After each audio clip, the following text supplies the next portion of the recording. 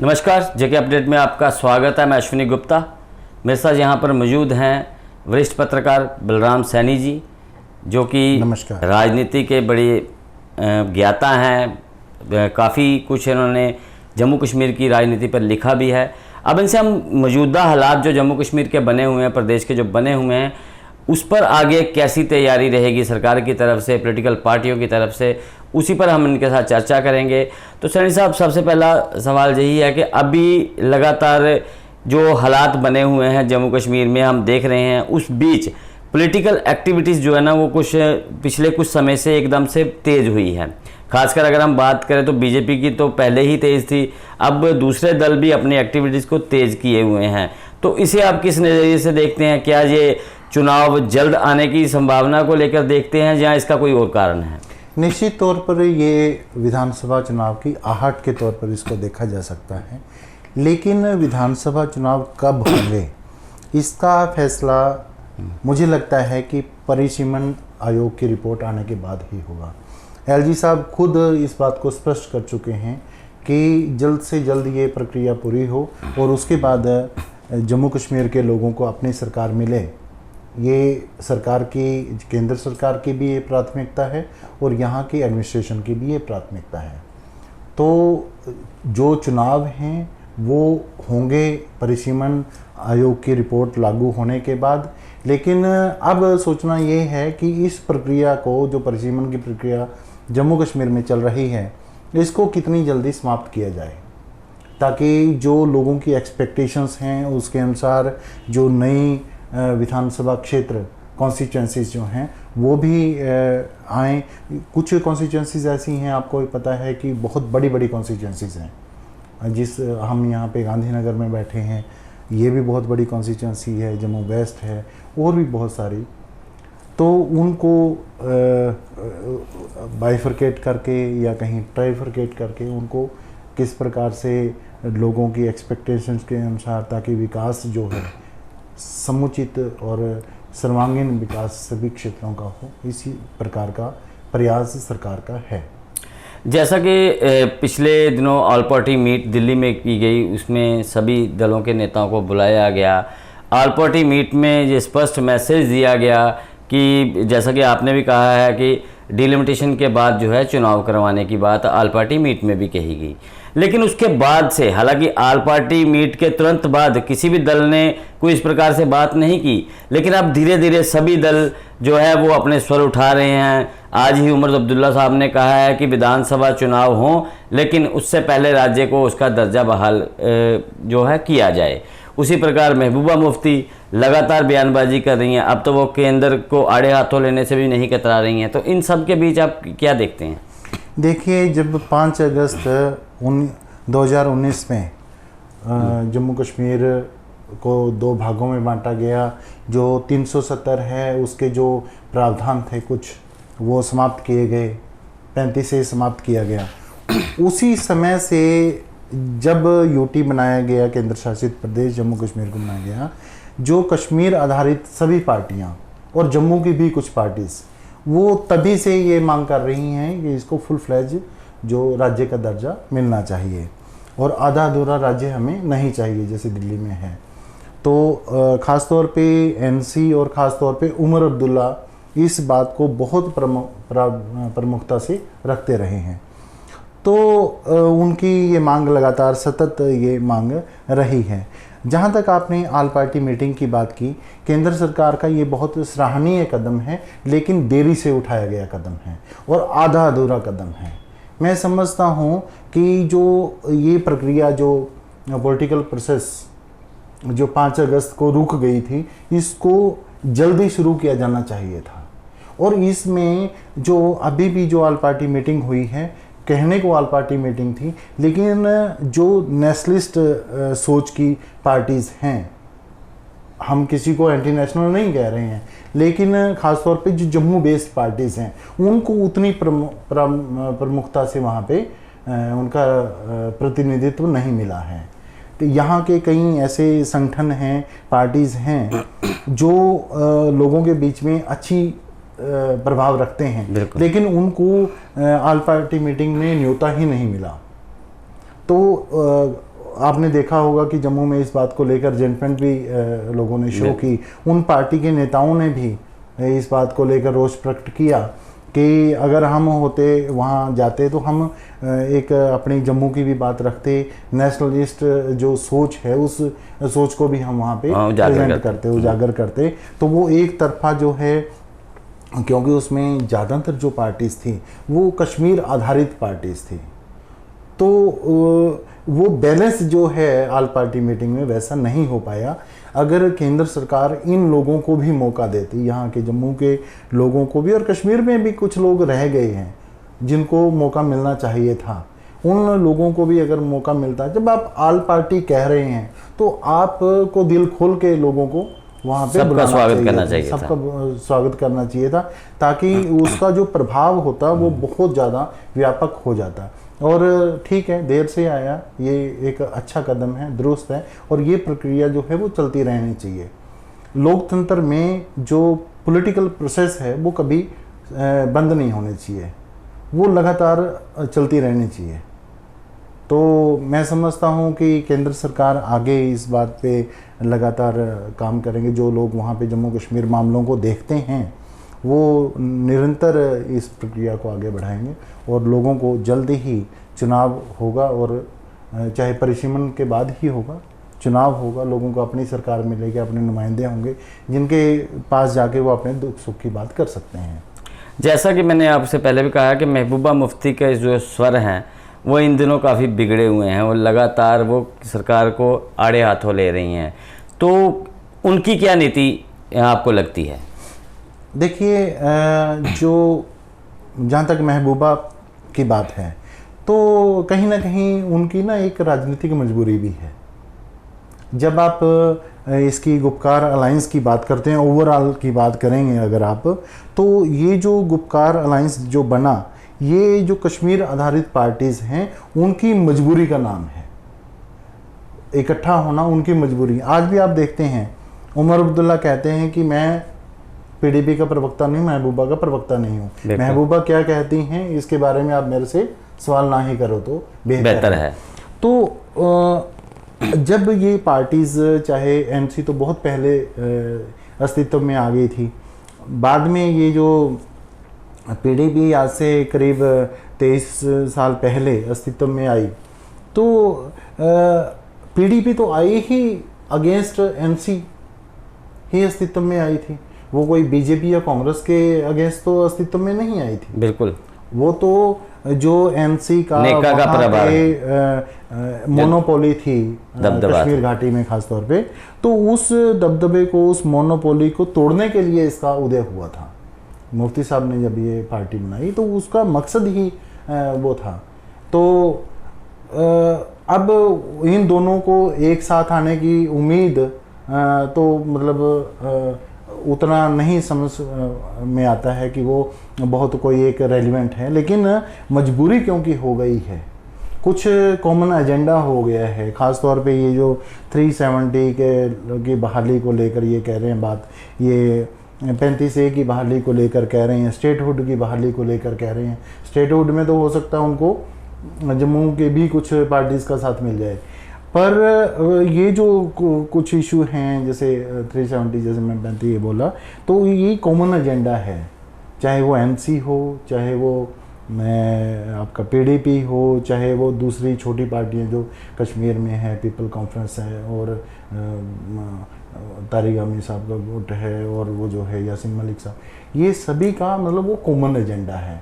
और वो जो लोग वहाँ के उनके वोटर हैं वो इन बातों को सुनना चाहते हैं, इसीलिए इस प्रकार के बयान बीच बीच में अपने आप को राजनीतिक तौर पर जिंदा रखने के लिए इस प्रकार के बयान देना नेताओं की मजबूरी होती है। जैसा कि मैंने आपसे कहा कि राजनीतिक गतिविधियां तेज हुई हैं, बीजेपी लगातार यही प्रयास कर रही है कि लोगों के बीच जाया जाए। कई तरह के कार्यक्रम बीजेपी की तरफ से शुरू किए गए, लेकिन वहीं पर अगर देखा जाए तो इक्का दुक्का प्रदर्शनों को छोड़कर विपक्ष की तरफ से कोई ऐसी एक्टिविटी नहीं हो रही है। वो क्या समझते हैं आप? देखिए, विपक्ष को पूरे देश के अंदर, सिर्फ जम्मू कश्मीर की मैं बात नहीं करूँगा, पूरे देश में विपक्ष को बीजेपी से सीख लेनी चाहिए।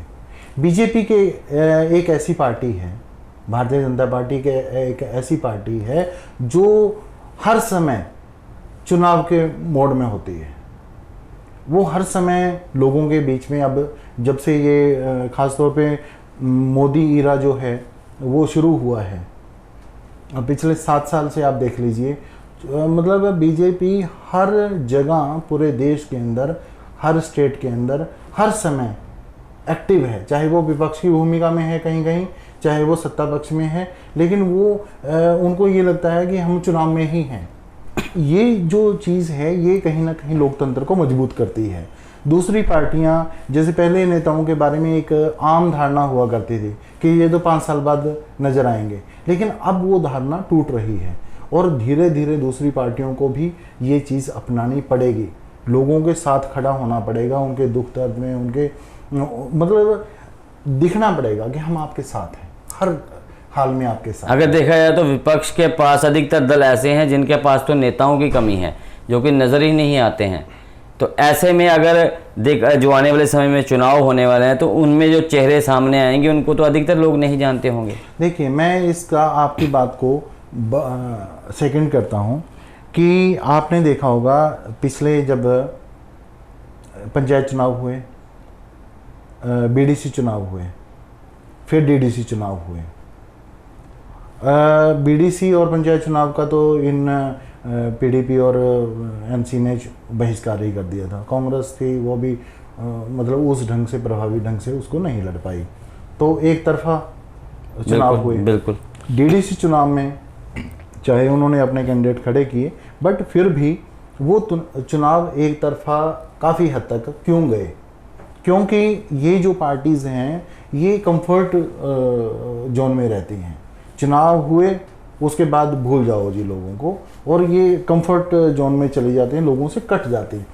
बीजेपी का ये है कि वो अपने कार्यक्रम लगातार जारी रखते हैं और लोगों से जुड़े रहते हैं। हालांकि बहुत सारे इश्यूज थे बीजेपी के खिलाफ। अगर आप डीडीसी की या उससे पहले बीडीसी चुनाव की भी बात करें, जनता में भारी रोष था। चाहे वो आपका मामला ये टोल प्लाजा के मामले हों और कई सारे थे, लखनपुर में जो बैरियर लगा है उसको लेकर था, वहाँ पे टोल को लेकर था, कुछ हटाने वाले थे, कुछ लगवाने के पक्ष में थे, तो बहुत सारे इश्यूज थे। खासतौर पे जम्मू प्रोविंस में तो बहुत ज़्यादा इश्यूज थे जहाँ पे बीजेपी का गढ़ है, ठीक है, क्योंकि जो टोल प्लाजा थे वो कश्मीर में इतने नहीं थे जितने जम्मू के, तो शहर को ही पूरे को घेर लिया। तो उस बात को लेकर आप किसी तरफ भी निकलोगे तो आपको टोल मिल जाएगा, तो उस बात को, इन बातों को लेकर बड़ा भारी रोष था। लेकिन वो रोष जो है वो आपकी ईवीएम में, मतपेटियों में क्यों नहीं वो रिफ्लेक्ट हुआ?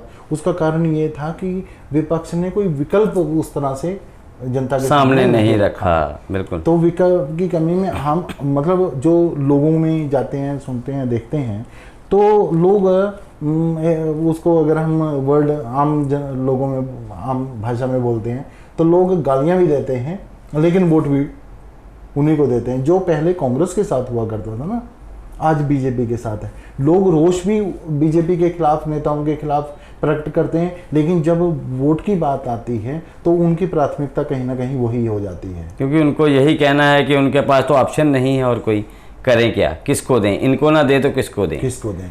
तो ये जो धारणा है ये उनको सूट करती है, क्योंकि जैसे आपने कहा कि दूसरे पार्टियों के पास नेता नहीं है, जो नेता थे वो भी बीजेपी में शामिल हो गए। बिल्कुल। जो एक्टिव लीडर्स उन पार्टीज में, कुछ नाम लेना किसी का अच्छा नहीं लगता, लेकिन जो एक्टिव लीडर्स थे, जो मतलब दिखते थे कहीं सरकार का विरोध करते हुए, वो अब बीजेपी में शामिल हो गए हैं। तो विपक्ष का एक मतलब पॉलिटिकल वैक्यूम इसको कह सकते हैं। इसके लिए एक कैडर बेस जो पार्टीज हैं, इनको मतलब अपनी जो रणनीति है उसमें बहुत बदलाव करने की ज़रूरत है। लोगों के बीच में हर समय रहने की ज़रूरत है। ये ओकेजनल जो है ना, वो काम अब वैसी पॉलिटिक्स नहीं, आज फुल टाइम पॉलिटिक्स की ज़रूरत है। पार्ट टाइम पॉलिटिक्स आज नहीं चलेगी। एक चीज़ है, जैसे कि ये तो धारणा भी रही है कि हर पॉलिटिकल पार्टी में गुटबाजी भी होती है, लेकिन जितने भी विपक्षी दल हैं उन सब में इन दिनों गुटबाजी नज़र आ रही है। तो वो किस हद तक प्रभाव डालती है उनके कामों पर?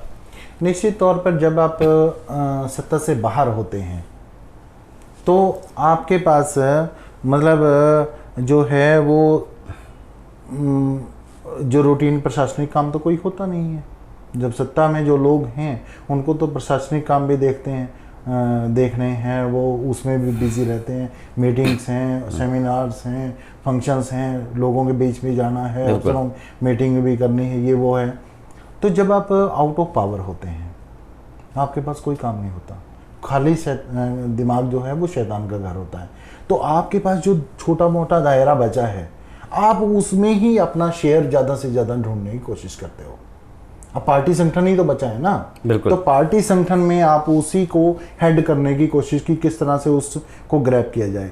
जब आप पावर में हैं तो आपको अपने नेताओं को एडजस्ट करने के लिए बहुत सारे पद होते हैं। बिल्कुल। कुछ को पार्टी में, संगठन में आप एडजस्ट कर सकते हैं, कुछ को सरकार में डायरेक्टली मंत्री बना के, कुछ को चेयरमैन बना के, कुछ को कहीं आप उनको अपने लोगों को एडजस्ट करें। वो लोगों को जब मतलब सत्ता में जो रह चुके हैं, जब वो सत्ता से बाहर होते हैं तो एक तो वो जो बिन पानी मछली की तरह तड़पते हैं, वो ताम झाम नहीं रहता, एकदम से वो हजम करना मुश्किल हो जाता है कि यार ये पहले इतना ज़्यादा ताम झाम था, लोग आते काफिले चलते थे, एक तो वो चला गया। उसके बाद वो फिर जो बचा है थोड़ा बहुत, उसमें वो सारा कुछ मैं ले जाऊं, तो उस टाइप की बात ना फिर ज़्यादा होती है। तो इसका आगे असर क्या होता है, ज़मीन लेवल पर इसका क्या प्रभाव पड़ता है? ज़मीन लेवल पे ये प्रभाव पड़ता है, ये दोनों तरह से है। जिस पार्टी का जो जनाधार कम है उसमें भी ये ज़्यादा, जिसको आगे सत्ता में आने के चांस होते हैं उसमें भी गुटबाजी ज़्यादा होती है। तो उसका जनाधार पे तो डेफिनेटली बुरा असर ही पड़ेगा, क्योंकि लोग ये सोचते हैं कि हमारा क्या भला करेंगे, आपस में ही लड़ रहे हैं। बिल्कुल ठीक है। जो अनुशासित पार्टी होती है उसमें गुटबाजी तो देखो हर जगह है, जहाँ पे सत्ता है वहाँ पे उसमें ज़्यादा से ज़्यादा शेयर हर एक कोई लेना चाहता है। तो गुटबाजी तो जब वहाँ पे सत्ता में होते हैं तो कई चीज़ें छुप जाती हैं, जैसे मैंने कहा कि लोग एडजस्ट हुए होते हैं, किसी को कहीं एडजस्ट करने के मौके होते हैं, वो बहुत सारी चीज़ें छुप जाती हैं। लेकिन जब विपक्ष में हैं तो फिर वो उभर के सामने आ जाती है, फिर कई चीज़ें आपके ना अगेंस्ट भी होती हैं। फॉर एग्ज़ाम्पल मैं अपने आप से ही इस बात को शुरू करता हूँ। दोषी जो है कहीं ना कहीं मीडिया भी जो है वो भी सत्ता पक्ष को थोड़ा सा, क्योंकि उनके एक तो प्रोग्राम ज़्यादा होते हैं, उनके आपको कवरेज करने का मौका ज़्यादा होता है, विपक्ष का उतना मौका नहीं होता। उनके तो पार्टी के ही कार्यक्रम आप वो करोगे, उनके क्योंकि ऑफिशियल कार्यक्रम तो कोई होते नहीं है, कोई सरकारी कार्यक्रम में तो वो दिखेंगे नहीं। तो वो कहीं ना कहीं वो सारी चीज़ें भी मिलजुल के ना, अच्छा मीडिया फिर अगर आपने सभी को कवरेज देनी है तो उनकी कवरेज तो फिर वही रहेगी ना कि गुटबाजी है, ये है, वो है। जब उनकी पार्टी का तो फिर ऐसी खबरें ही सामने आएंगी, क्योंकि कुछ ना कुछ छापना है, कुछ ना कुछ बोलना है, लिखना है, तो वो जो है वो छोटी सी बात भी बड़ी होकर फिर सामने आती है। अभी जो जम्मू कश्मीर के हालात अगर हम सीधी बात करें तो जिस प्रकार से तालिबान ने अफ़गानिस्तान को ग्रैब किया, वहाँ पे अपनी सत्ता कायम कर ली है, अमेरिका वहाँ से चला गया है, अब आगे आपको क्या लगता है कि इसका प्रभाव अगर देखा जाए तो साउथ एशिया विशेषकर जम्मू कश्मीर पर इसका क्या प्रभाव होने वाला है? देखिए, हमारी जो सुरक्षा और खुफिया एजेंसियाँ हैं वो सक्षम हैं, वो पहले भी हर चैलेंज का सामना करने में सक्षम रही हैं, उन्होंने चैलेंजेस को लिया है। और पिछले आप कुछ समय से आप देख रहे हैं कि ऑपरेशन ऑल आउट के तहत जो है आतंकवाद जो है अब जम्मू कश्मीर में अपनी अंतिम सांसें गिन रहा है। लेकिन जब इतना बड़ा कोई बदलाव होता है, ख़ास तौर पे हमारे पड़ोस में हुआ है, एक इंटरनेशनली तो हुआ ही है, सभी देशों पे उसका कुछ ना कुछ असर पड़ेगा, लेकिन क्योंकि हमारे पड़ोस में है तो इसलिए साउथ एशिया पर इसका असर देखने को ज़रूर मिलेगा। पर मेरा इसमें एक ज़रूर ये कहना रहेगा कि बड़ी मुश्किल से, बड़े लंबे संघर्ष के उनके दृष्टिकोण से देखें तो तालिबान ने बड़े लंबे संघर्ष के बाद दोबारा सत्ता हासिल की है। तो वहाँ पे उनकी पहली प्राथमिकता अपनी स्टेबिलिटी रहेगी, कि जो सत्ता हमने इसमें स्थापित की है अफ़गानिस्तान में, तो एक हम स्थायी सरकार अफ़गानिस्तान में कायम करें। उसके बाद जब वो स्टेबल हो जाएंगे, कंफर्ट पोजीशन में आ जाएंगे, उसके बाद फिर वो तंग करना शुरू करेंगे सबसे पहले तो पड़ोसियों को। जो पाकिस्तान तालिबान को लगातार सपोर्ट कर रहा है, इसका खामियाजा हमारे से ज़्यादा पाकिस्तान को भुगतना पड़ेगा, क्योंकि जी हाँ, उसको भी और चीन को भी भुगतना पड़ेगा, क्योंकि वो जो है एक कट्टर कौम है। चीन को तो जो जिस तरह से वो उइगर मुस्लिम्स के साथ वहाँ पे बर्ताव हो रहा है, तो ये जो है इनकी जो कट्टरता जब बाहर आएगी, जब वो पूरा कंफर्ट में आ जाएंगे और सारी चीज़ों को सेटल डाउन कर चुके होंगे, तो फिर ये उनको बाहर जो दूसरी जगह पे मुस्लिम्स के ऊपर, जो मुस्लिम समुदाय के ऊपर जहाँ जुल्म हो रहा है, तो वो डेफिनेटली वहाँ के बारे में, उनकी आज़ादी के बारे में, उनकी मुक्ति के बारे में सोचना शुरू करेंगे। तो चीन को भी दिक्कत होने वाली है। उसके बाद पाकिस्तान में, क्योंकि ऑलरेडी आपने देखा है पेशावर में तालिबान ही था, वो जो तालिबान पाकिस्तान और तालिबान अफ़गान कोई बहुत ज़्यादा फ़र्क नहीं है उनमें। ये वही हैं जो पुश्तो का इलाका जो है ना, ये बॉर्डर का इलाका जो है, अफ़गानिस्तान पाकिस्तान बॉर्डर है, वही इनका गढ़ है। इधर वालों को मतलब अफ़गानी तालिबान का भी और पाकिस्तानी तालिबान का भी वही गढ़ है, जो पश्तो बोली बोलते हैं। बिल्कुल ठीक है। तो जो फ्रंटियर एरिया है, तो जब अल्टीमेटली जब वो इधर देखेंगे अपना जो पाकिस्तान में, पहले उन्होंने पेशावर में जब हमला किया, बच्चों को, कितने मासूम बच्चों की हत्या कर दी, तो आगे भी वो अपनी हरकतों से बाज आने वाले नहीं हैं। और इंडिया तक आने में, जम्मू कश्मीर तक आने में तो अभी देर है।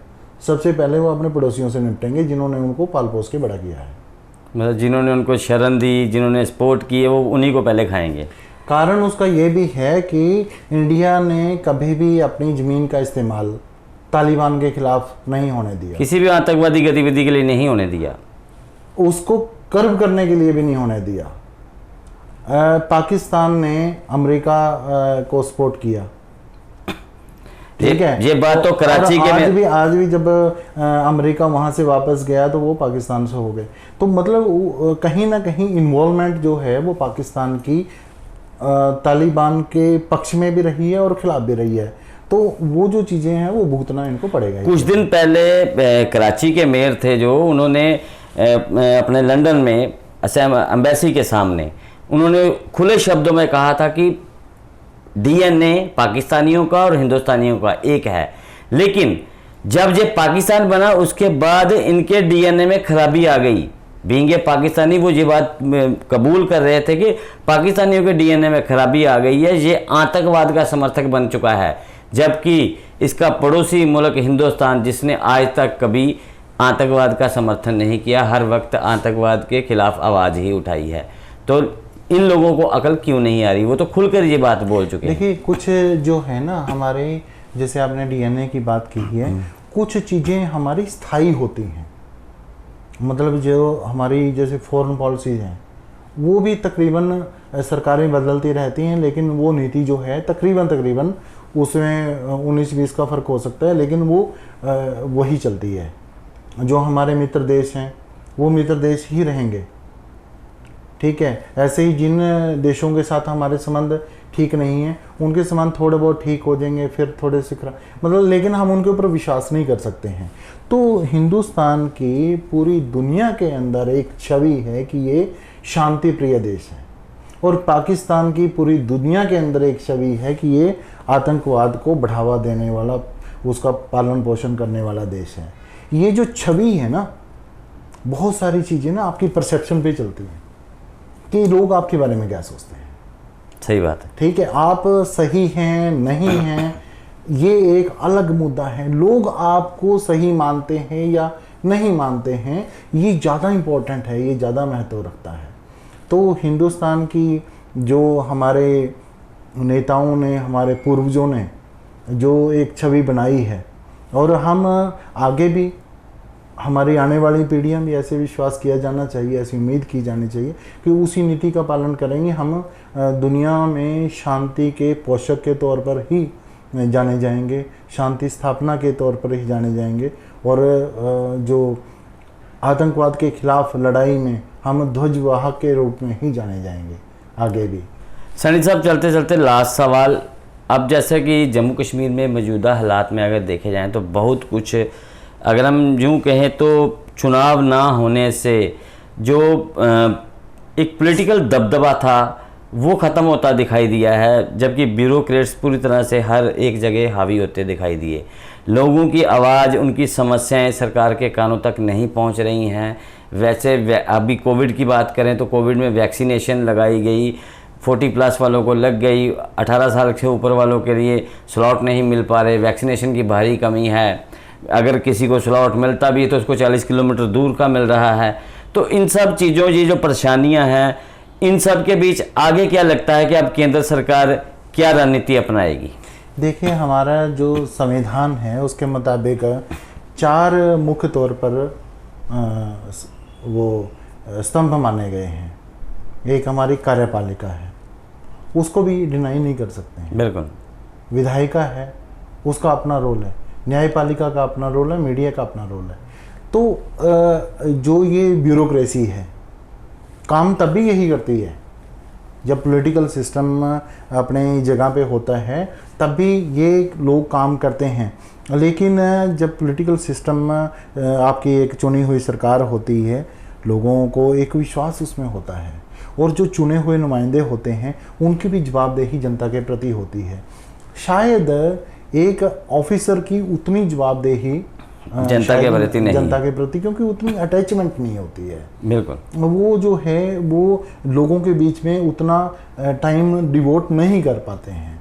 तो जो ब्यूरोक्रेसी है उसके रोल से इनकार नहीं है, बट लोकतांत्रिक व्यवस्था में एक चुनी हुई सरकार का होना बहुत ज़रूरी है।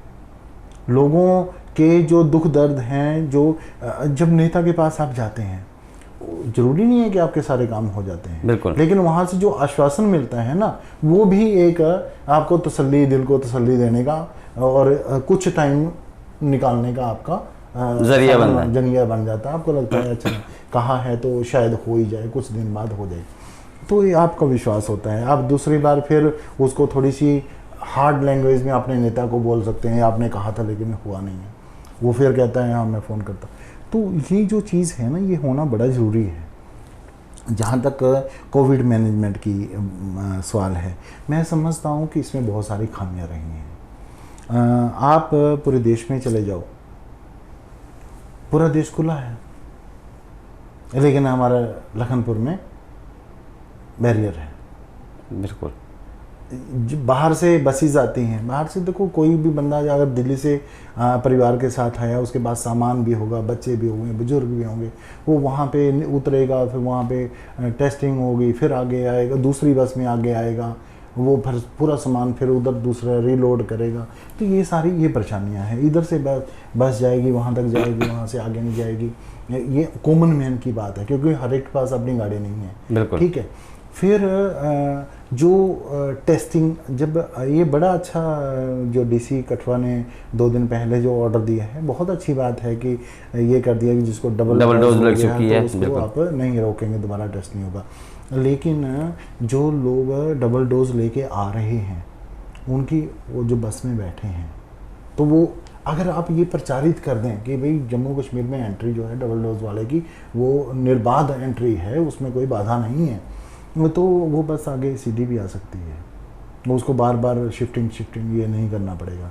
तो कहने का भाव ये है कि जिस 370 को लेकर बात उठी थी कि पूरा देश एक हो जाएगा, ये तो उल्टा 370 के बाद तो ये चाहे कोविड की वजह से या किसी वजह से बाधाएं बढ़ी हैं, कम होने के बजाय बढ़ी हैं। और ये चीज़ हमारी जम्मू कश्मीर एडमिनिस्ट्रेशन को बहुत गंभीरता से लेने की ज़रूरत है कि जो सपना डॉक्टर मुखर्जी ने देखा था कि हम बिना किसी परमिट के, बिना किसी बाधा के, हम जैसे पंजाब से हरियाणा में प्रवेश करते हैं, हिमाचल में प्रवेश करते हैं, किसी दूसरे में करते हैं, तो हम बिना किसी बाधा के हम प्रवेश करें जम्मू कश्मीर में।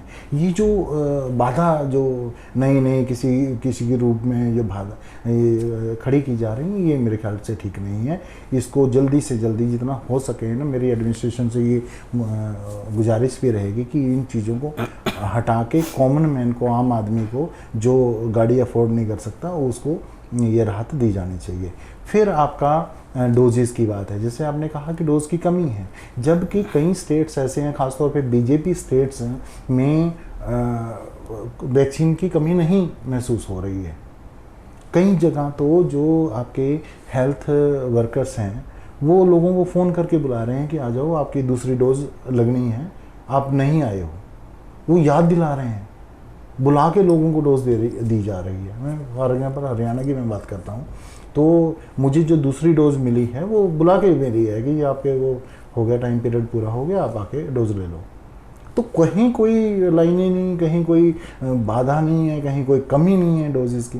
तो अगर हमारी एडमिनिस्ट्रेशन भी सेंटर से बात करेगी कि हमें इतने की ज़रूरत है, और ख़ासतौर पे हमारे जम्मू कश्मीर कहीं ना कहीं सवाल तो फिर वही उठ रहा है कि लोगों की बात सरकार तक नहीं पहुंच पा रही है, क्योंकि बात को पहुंचाने के बीच का जो माध्यम है वो टूट चुका है। इसको इस रूप में थोड़ा सा देख सकते हैं। बाकी हम तो, क्योंकि उम्मीद पे दुनिया कायम है, हम तो उम्मीद ही कर सकते हैं कि जो हमारी एलजी और जम्मू कश्मीर एडमिनिस्ट्रेशन है इस दिशा में काम करेगी। जो लोगों को अभी जैसे आपने बताया कि जो समस्याएं आ रही हैं तो उसका जल्द से जल्द निवारण हो। ये तो हम सिटी की बात कर रहे हैं, दूर दराज इलाकों में तो शायद इससे भी बुरी स्थिति है। बिल्कुल है। जो हमारे डोडा, किश्तवाड़ हैं, पुंछ रजौरी हैं कश्मीर के, जो या इधर बनी बसोली, उधर के जो दूर दराज इलाके, पहाड़ी इलाके, हो सकता है वहाँ पे तो शायद आपका कैमरा भी कितना पहुँच पाता हो मैं नहीं कह सकता हूँ, लेकिन जब सिटी में इतनी प्रॉब्लम है तो वहाँ पे आप अंदाज़ा आसानी से लगा सकते हैं। बहुत बहुत शुक्रिया सैनी साहब हमारे से बात करने का। तो जिस प्रकार से आपने देखा कि सैनी साहब ने हर एक पहलू पर बड़ी गंभीरता से और बड़ा उसे एक बिल्कुल खुले मन से या खुली बात की तरह उन्होंने रखी है, और बताया है कि हालात क्या हैं और इस बीच सरकार को क्या करने की ज़रूरत है। कहीं ना कहीं बात वहीं आती है कि चुनाव जो हैं वो बहुत महत्वपूर्ण पहलू हैं, और लोगों की हर समस्या का समाधान चुनाव ही है। ऐसे में सरकार को जल्द से जल्द जो लोकतांत्रिक प्रक्रिया है उसको बहाल करने की दिशा में सोचना होगा। फिलहाल मुझे दें अश्विनी गुप्ता को इजाज़त, और आप देखते रहें जेके अपडेट। जेके अपडेट रहे हमारे साथ। अगर आप ये वीडियो YouTube पर देख रहे हैं तो हमारे YouTube चैनल को सब्सक्राइब करें और बेल आइकन को क्लिक करें। अगर आप ये वीडियो Facebook पर देख रहे हैं तो हमारा Facebook पेज लाइक जरूर करें। For advertisement, please contact 705-109-1811.